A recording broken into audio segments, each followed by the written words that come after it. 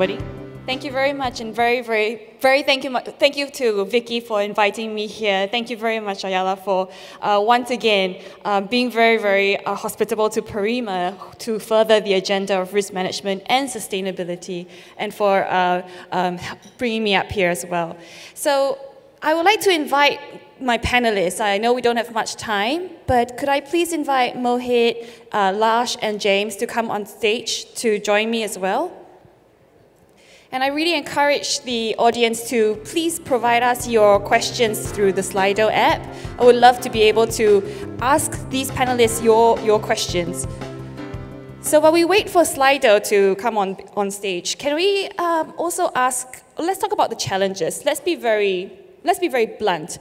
We've talked this morning about, yes, it's great. We understand the why of why it's important for sustainability and risk management to be integrated. We've heard from Mohit about the structured approach to making sure that it's integrated. We talk about the internal and external manifestations of how this could be beneficial in terms of from a company's point of view and from an investment point of view.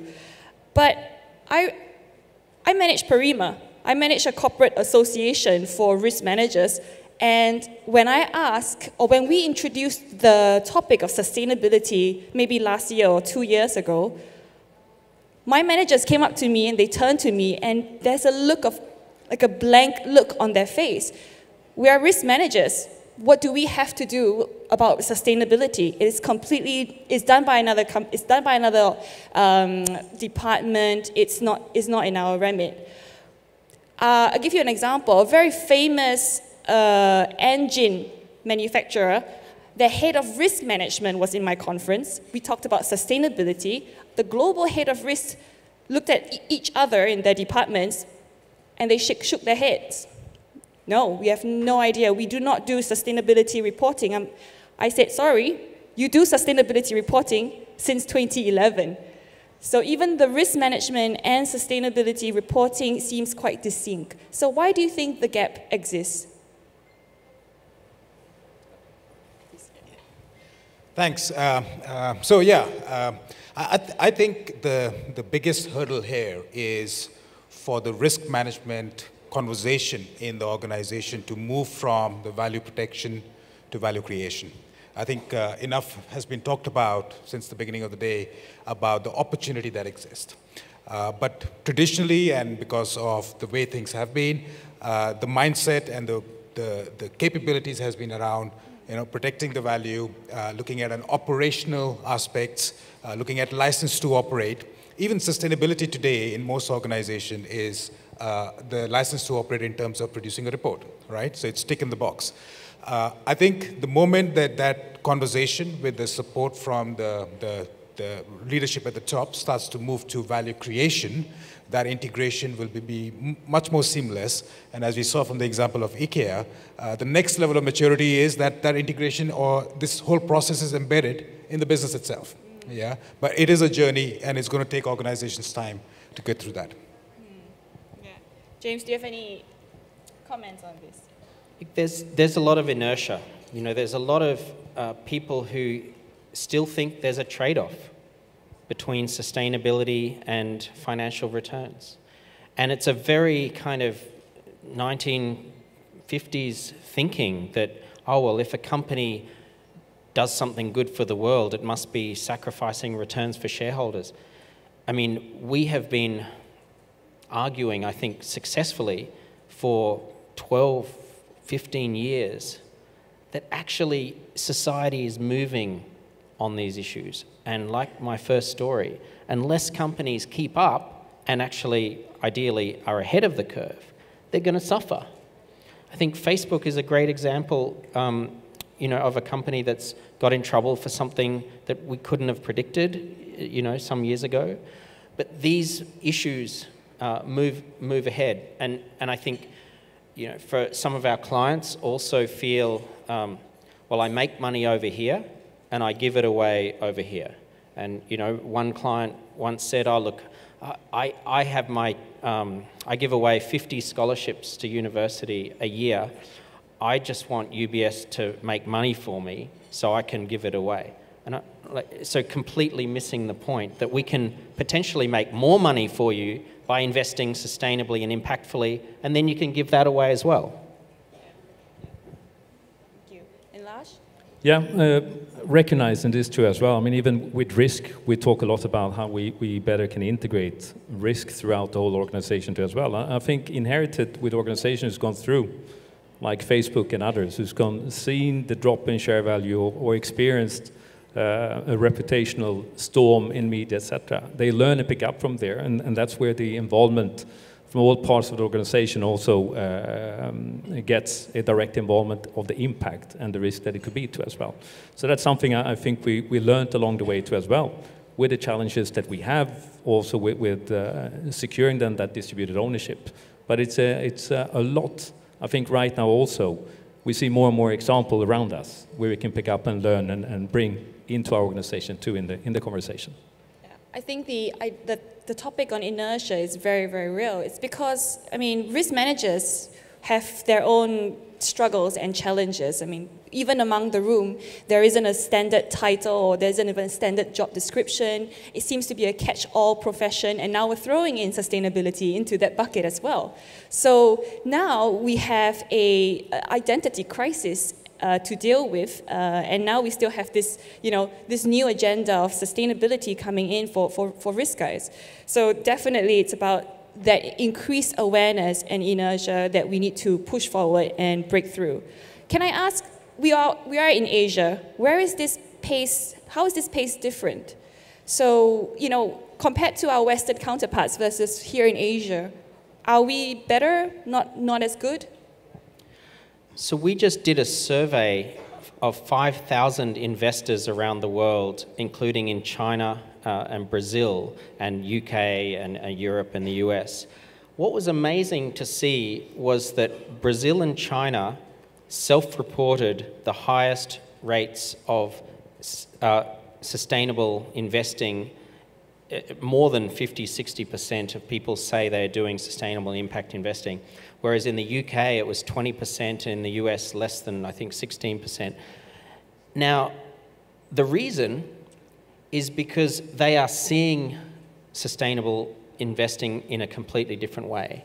The US and the UK investors see sustainable investing in the kind of old school exclusion, kick out the bad guys philosophy. In China and Brazil, they're thinking, yeah, I've got some shares in a healthcare company, in a renewables company, a solar panel company, in a fintech company. They're seeing sustainable investments more in a forward, future-looking, sustainable thematic thing rather than a moral lens. So, and I think that's really promising. Emerging market investors are seeing the opportunities around sustainable and impact sectors, and they are putting their money where their mouth is. That's great. Yeah, no, definitely agree. And I think Asia has been late to the party, late to the game here, but accelerating very fast. I think another data point is really the issuance of green bonds, which is growing significantly across the world. And the market share that Asia has is increasing many folds as well. So clearly this is a lot of acceleration happening in the region. Maybe we can go to a Slido if Lars, you have nothing to add on. Sorry, I can't really read from there. So the first question is, in some organizations, risk management is quite hard to sell to top and middle management. Wouldn't it be doubly hard when we put sustainability into the fray? How can we ensure buy-in from our organization? Maybe Lars, you'd like to take this point because it is integrated with IKEA. Yeah, I think the point is what we discussed here is also the opportunities that comes with the sustainability opportunities we measured and the importance it can have on the bottom line too as well. So from an ownership point of view, you want to be able to influence and be visible in the organization too. So taking ownership of these issues and sharing them and driving and measuring the impact, the positive impact, say for example working with the framework already in a construction site and the positive impact it has on the business. That drives a willingness and ownership and even a sexiness into the function and taking that. So I think that's an important element. Trust a communication person to talk about sexiness in the messaging, isn't it? So let me bring that to Mohit then. So in your clients who have integrated this, what are the where are the resistance coming from, or how do you overcome them? I think perhaps this question is coming from somebody in the risk management team that's going to be volunteered on Monday to take that integration forward. So I think just on that top, definitely it'll add a lot of weight. Risk management traditionally has been, as I said, operational, a back office activity, but more and more as you link to value creation and sustainability topics, I think it'll add that intensity that you need to engage the C-suite and engage with the company strategy. I think some of the tactics being followed, more than internal, I believe it is the external environment that's shaping. So we heard a lot about how the investment community are going to look at sustainability and ESG indicators. I think that's in itself is the biggest shift I see happening, which will prompt the organizations to go through. So we agree that it will be an external pressure coming in that will force that kind of change trigger, right? Because currently there is still that maturity or awareness within a company that they need to change themselves, really. Yeah. So how do you hit the right balance of managing risk and cost to stay with sustainability goals? Quite a popular question as well. Anyone from the floor would like to take this? Balancing risk and cost. Well, again, with the cost benefits, etc., if you need to also look at the long-term aspects of things and give the recognition within the company too. I mean, we know that from experience too as well, both internally and externally, talk about this aspect. First question comes up, okay, so how much is this going to cost? You know, exactly. Now, today, right? So there are the good examples, and also not giving up to the fact that it doesn't necessarily need to mean instant increased cost too as well. Because there's an opportunity here of developing and enabling business and doing things differently too as well. And that collaborative effort and looking at things differently, this is what it gives an opportunity to do, and what we heard today as well. So I think the cost aspect that comes in, it's almost a fatalist approach to what it means, and it doesn't need to be that. So we need to change that thinking. Yes, it's all about the framing.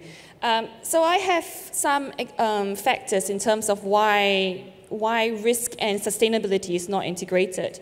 And a lot of that factors comes from, A, people just are not aware of what the opportunity is or what the cost is, or how do you even measure it. B, they're just not trained or they are given the right tools in terms of doing this. And C, they just either don't care or they don't know how. So what are your thoughts on that in terms of how can we overcome this? Yeah, I think this event is an example, right? So I think, but it takes an organization that's already mature in their risk management processes to take the pursuit to the next frontier. Yeah, and not many organizations are in that place. So really, I think it's for the organization to take advantage from this position and move this forward.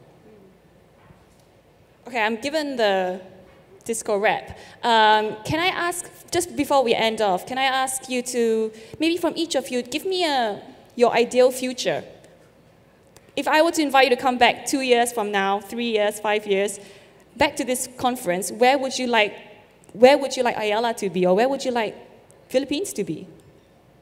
Yeah, I'd like to see our risk management and sustainability management looking for new jobs.